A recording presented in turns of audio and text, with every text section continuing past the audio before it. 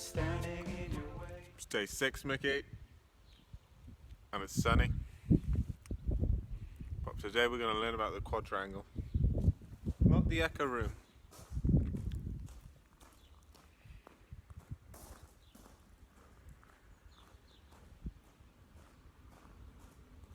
What do you want to tell me? Mickey, this is Kingsley.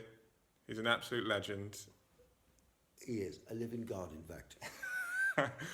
Kingsley, can you tell Mickey about Who's Micky, by the way? He's the guy that donated to our cause, and he asked for a video diary. So we've done a video for him every day.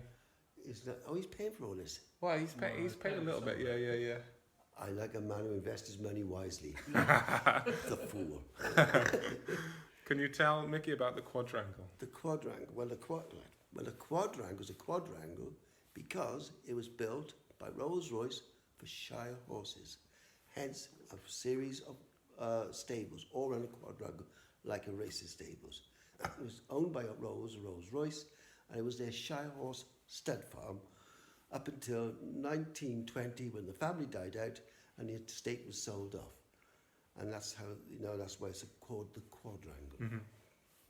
Mm-hmm. We took it over in 1958, and originally we were farmers, and we used to have 500 pigs all around these places. We had to keep them, because that's what we were doing. In the rooms we're staying in?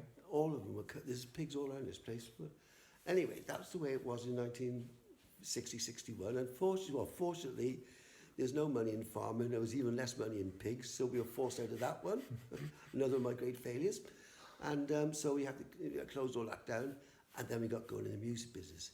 But the fortunate thing is that all these stables were so well built that they lent themselves perfect for alterations. And that's where we was lucky. So having failed on the farming side, we now turned them into apartments and studios. And they're all 18 by 18 foot buildings, paid for by Rolls-Royce, beautifully built, and massive walls, and they turned out beautiful for what we have today, which is studios and accommodation. So it's a good ending to a Rolls-Royce start in 1850. So the Rolls-Royce family died out in 1918, when the two boys got killed. The estates were sold off in 1920. Some people had this place in the meantime. We bought in 1958 as farmers, and now it's become studios. So it's got a great history between Rolls and Rockfield. So this place was the world's most famous place for Shire horses when Lord Langattock owned it in 1862, whenever it was. And it used to go for 3,000 guineas each in 1900. And that's a lot of money, isn't it? Shire horses, plough horses.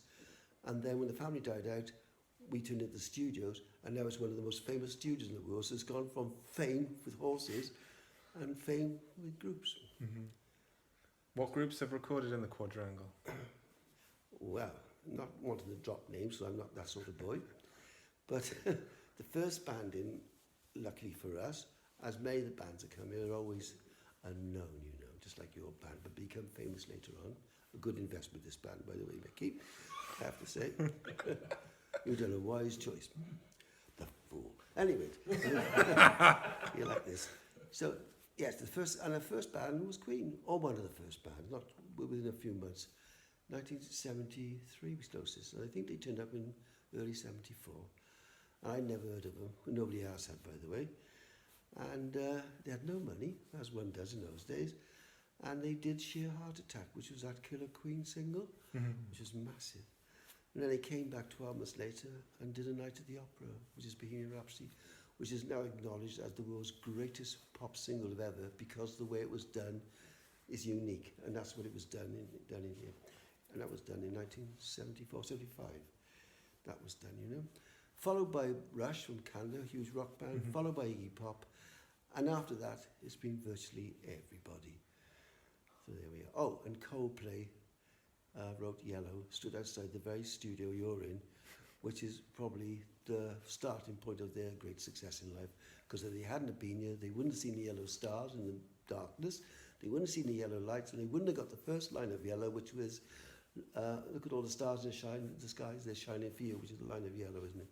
So there we are. So Coldplay, I think, are quite pleased they came here, because it was a moment in time when they wrote Yellow, which probably kicked their career off. Kingsley, the starter of legends, and a legend himself. Yes, and one of the most handsomest you'll ever like to meet. Bye, Micky. Bye, Mick.